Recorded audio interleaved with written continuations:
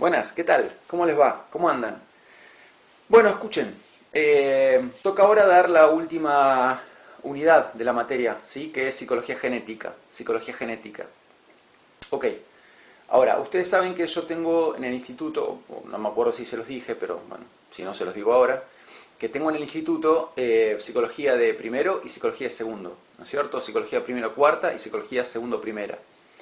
Ok, la última unidad de psicología de primero cuarta, por lo menos en este programa 2020, otros años no sé, pero en este programa 2020, la última unidad de psicología de primer año es equivalente a la primera unidad que estoy dando en psicología de segundo, psicología segundo primera, ¿no? Entonces son exactamente iguales. Esos videos, los de psicología de segundo año, ya los tengo, ya los hice todos, ¿sí? Así que bueno, no tendría mucho sentido hacer 11 videos exactamente iguales a los que ya hice antes, ¿no?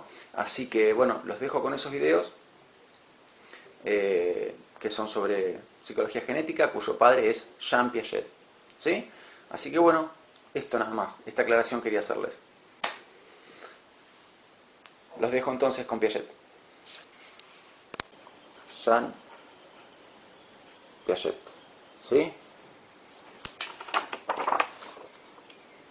Bien, Jean Piaget es es suizo de origen, nace en el año 1896, el mismo año en que nació Vygotsky, y muere en el año 1980.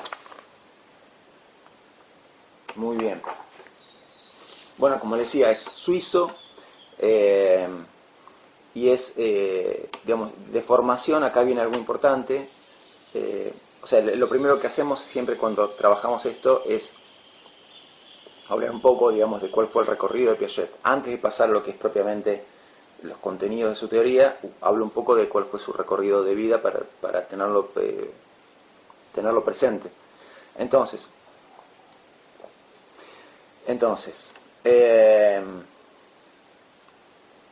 Piaget de formación es biólogo. Entonces, él no estudió psicología, no es psicólogo.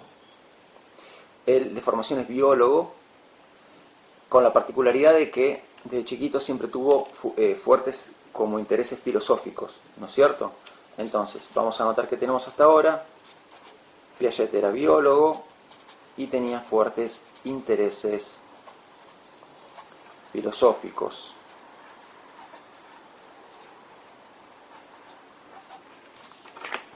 ¿Ok? Bien.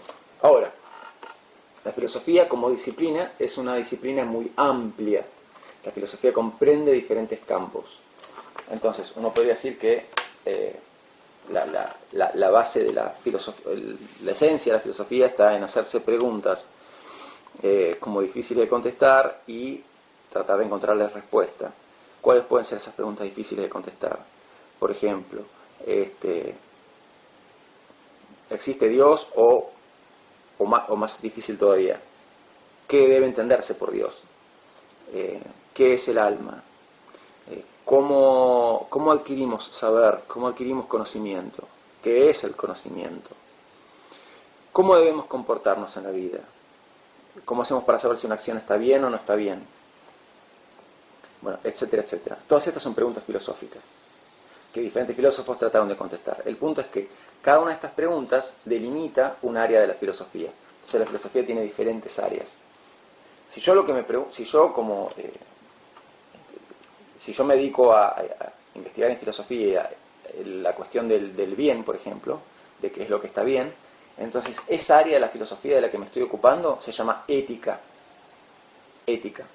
Entonces la ética es la rama de la filosofía que se ocupa de todo lo que tiene que ver con la acción humana en términos morales, con la felicidad, con todo eso. Eso es la ética, es una rama de la filosofía. Si yo en cambio me pregunto, por ejemplo, qué es el alma, qué es Dios y demás, cuál es la esencia de las cosas, qué es el ser, etcétera, etcétera, esa rama de la filosofía se llama metafísica. Y si yo me pregunto qué es el saber, qué es el conocimiento, cómo se adquiere el conocimiento, esa rama de la filosofía se llama epistemología. Entonces, vamos a anotar ramas o áreas, ¿no? Vamos a decir áreas mejor. Entonces, algunas áreas de la filosofía. Yo les mencioné primero la ética. Luego les mencioné la metafísica. Luego les mencioné la epistemología.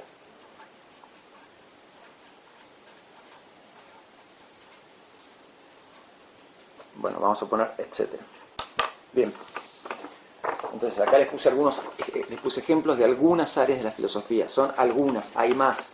¿Sí? Está la nociología, la antropología filosófica, las diferentes ramas de la filosofía, entre comillas, aplicada o práctica, como puede ser la filosofía del derecho, como puede ser la filosofía de la historia, etcétera, etcétera.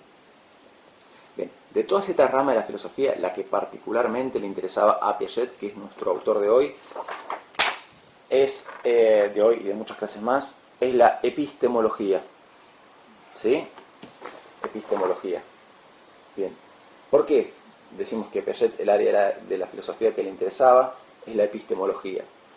Porque el tema central, el tema filosófico central que preocupaba a Piaget es el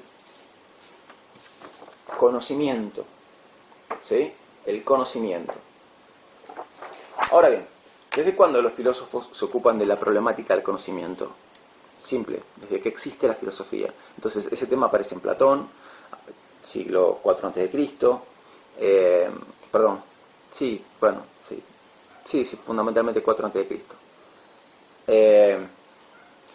Desde Platón, desde Aristóteles, sigue a lo largo de la filosofía medieval, pasando por Descartes, pasando por Hume, pasando por el gran Kant, que logró en epistemología logró avances que nadie había logrado hasta el momento. Entonces, la epistemología es antigua, y Piaget tiene intereses epistemológicos. Ahora, la cuestión acá, lo que tenemos que entender es que tradicionalmente los filósofos que se dedicaron a epistemología, ¿qué preguntas se hicieron? ¿Cómo encaraban su trabajo? ¿Cuál es la inquietud filosófica, la inquietud epistemológica que más ocupó, cuál fue la inquietud epistemológica que más ocupó a los filósofos a lo largo de los 24 siglos de historia que lleva la filosofía occidental? Bueno, en general, me atrevo a decir, dos preguntas. Una, ¿qué es el conocimiento?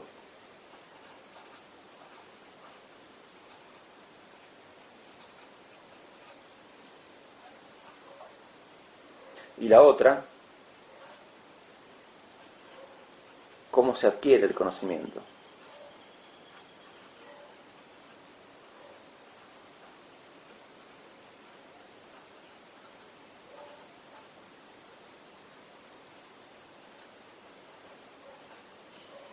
¿Ok? Entonces, ¿qué es el conocimiento y cómo se adquiere el conocimiento? Bien. Bien, lo que les estaba diciendo recién es que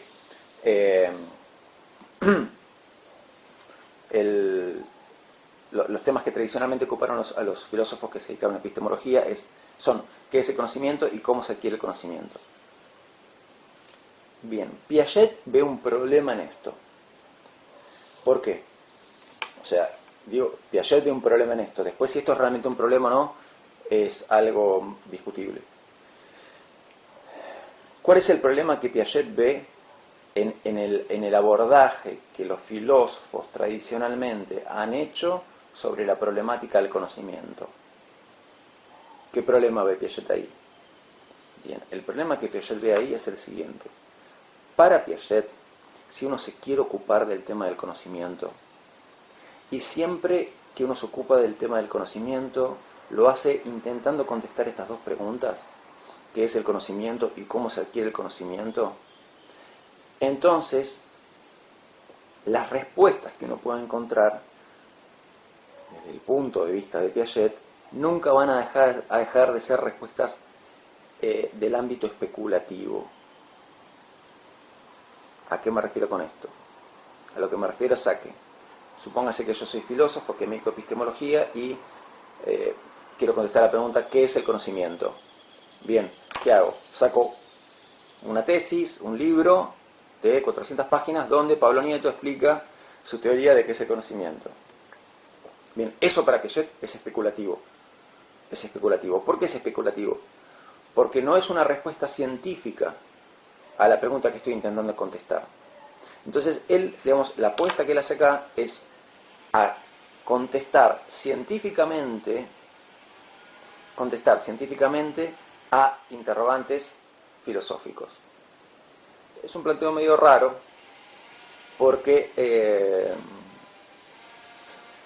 las preguntas que estamos intentando contestar son filosóficas. Entonces a nadie se le ocurriría pedirle a un científico que dé respuestas filosóficas a un problema científico. Entonces, si digamos, si un científico no me sabe contestar,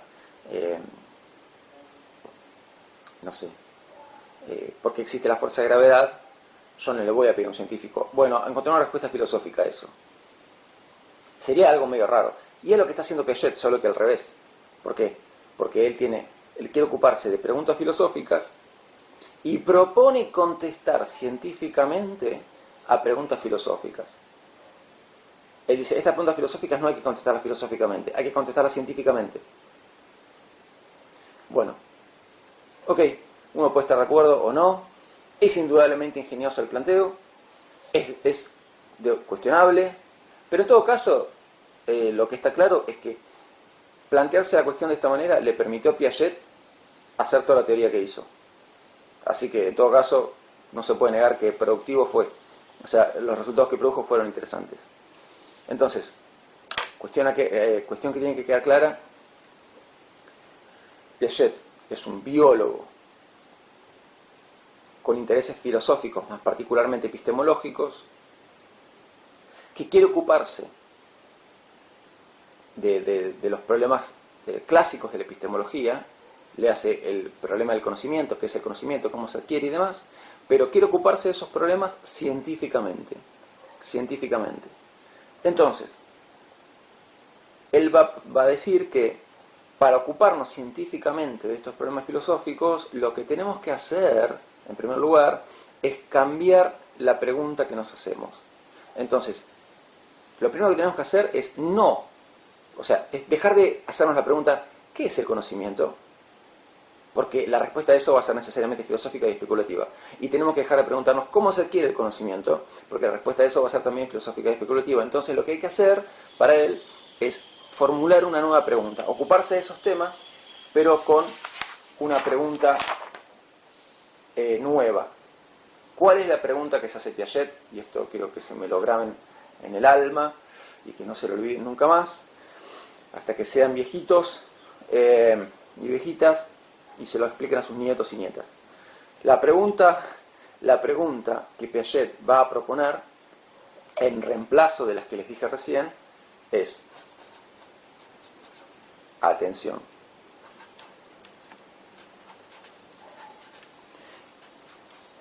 ¿cómo se pasa de un estado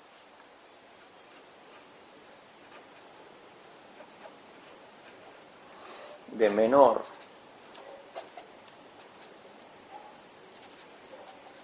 conocimiento a un estado de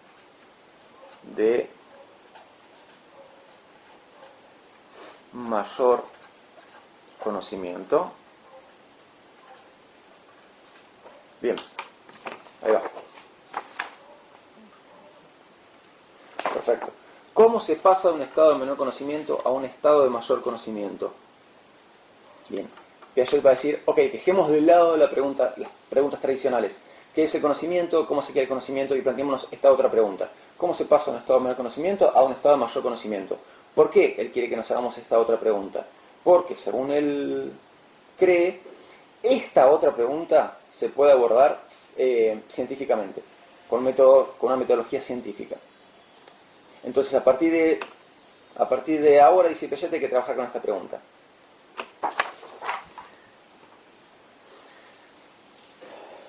Y Piaget se larga a investigar. ¿Cómo investiga Piaget? Pregunta clave.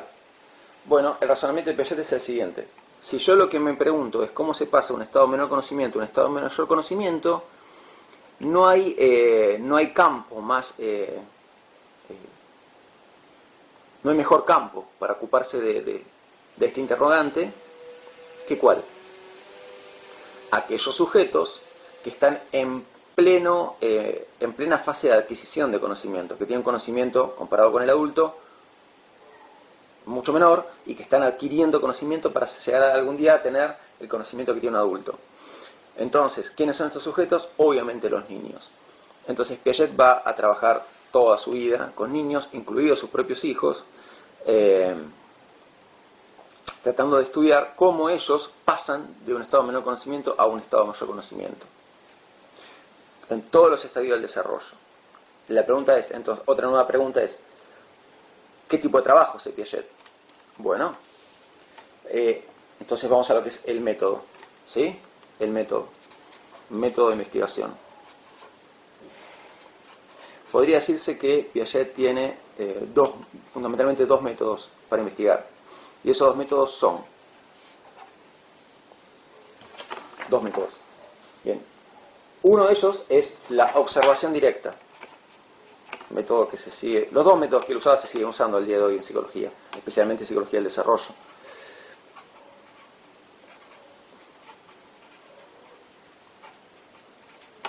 ¿Sí? Observación directa. Entonces, a través de la observación directa se puede saber mucho sobre el estadio del desarrollo del chico y sobre qué pasa dentro de esa cabecita desde el punto de vista evolutivo. Entonces, por ejemplo, Piaget va viendo cómo un chico, a ver, capaz que algo de esto lo conocen, pero hay un momento del desarrollo del bebé en que el bebé piensa que aquello que él no ve no existe, ¿no? De ahí viene el famoso juego de esconderse, de taparse la cara y después de taparse la cara y el bebé se pone recontento, de alegría y demás. Bueno, ¿por qué pasa eso? Porque en el momento en que el bebé no te ve, para él dejas de existir. De golpe te destapás y para él te materializaste, volviste de la nada misma. Entonces, ¿cómo no se va a poner contento? Se pone re contento. Bien. Hay un momento posterior en la vida en el cual el chico ya, ya asume que el hecho de no verte no significa que no hayas dejado de existir. No significa que hayas dejado de existir, perdón.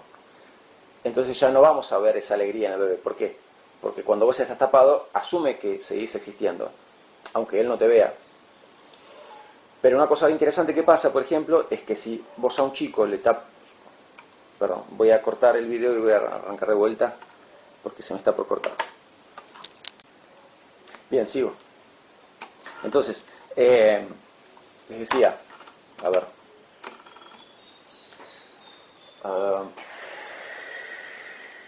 imagínense que este reloj es algo con lo que un chico estaba jugando. Entonces, el chico está acá jugando con esto, un bebé, ¿no?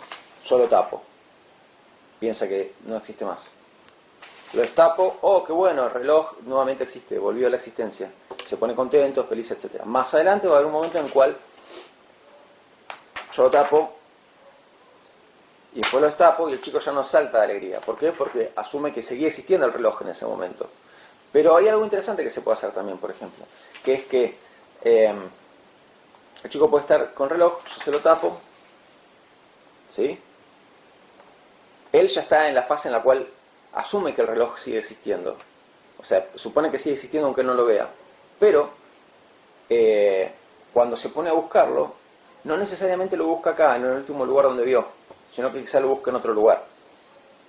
Porque él supone que sigue existiendo el reloj, pero no supone que tenga que seguir existiendo en el último lugar donde lo vio.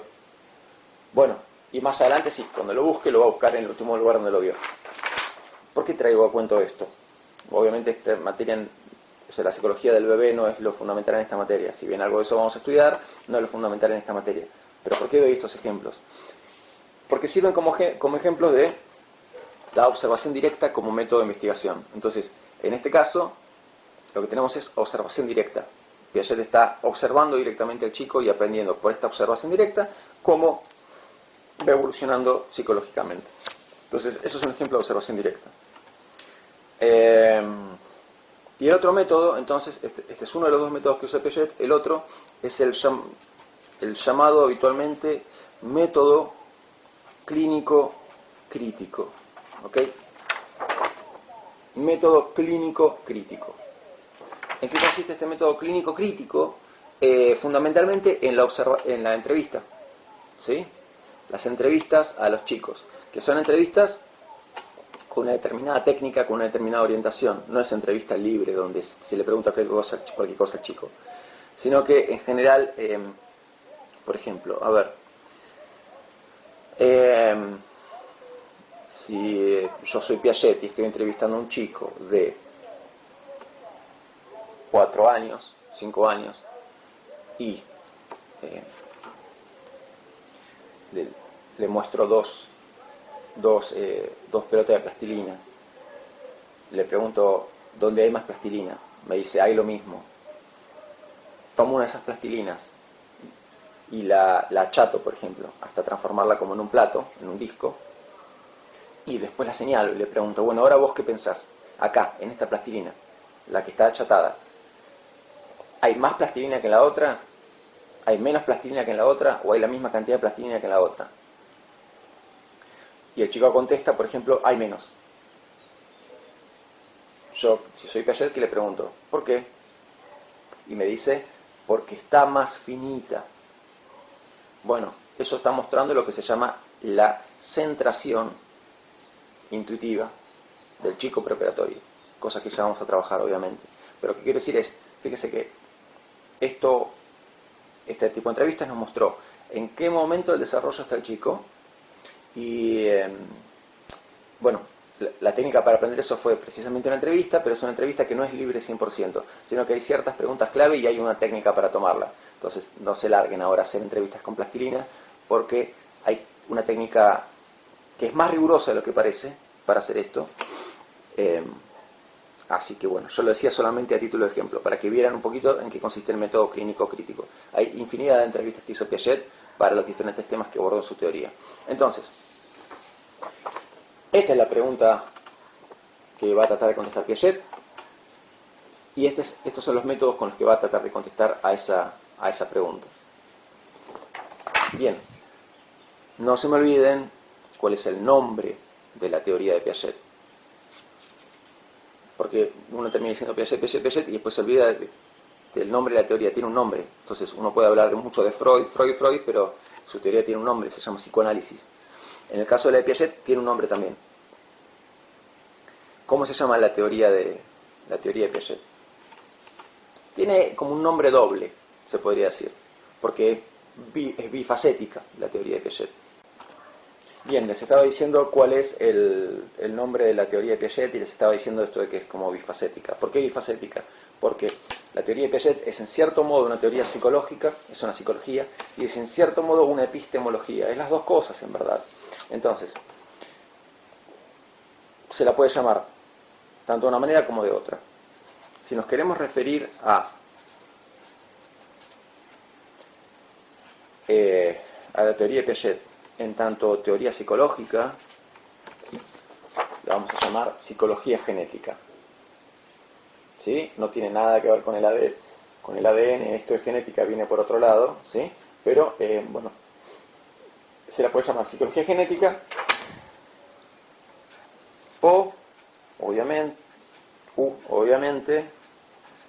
si nos queremos referir al aspecto, a la teoría de Piaget en tanto epistemología, obviamente, como la vamos a llamar, epistemología genética. epistemología genética. ¿Sí? Cualquiera de los dos nombres es válido. Entonces, recapitulando, Piaget no se propuso hacer una teoría psicológica ni estudió psicología.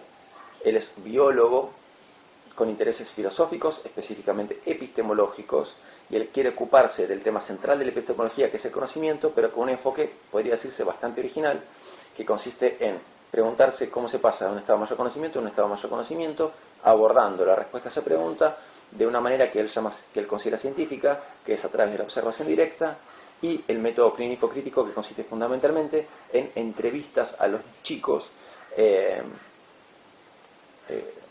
de entrevistas orientadas o con una estructura, ¿sí? Y el campo de investigación es fundamentalmente el sujeto infantil y adolescente, porque son los que están pasando constantemente de estados de menor conocimiento a estados de mayor conocimiento. Muy bien, bueno, nuestro siguiente tema va a ser lo que se conoce habitualmente como núcleo duro de la psicología de Piaget, que es el concepto, es el núcleo, valga la redundancia, de conceptos fundamentales de la teoría de la psicología genética o epistemología genética. Al caso viene a ser lo mismo. Abrazo, nos vemos la próxima.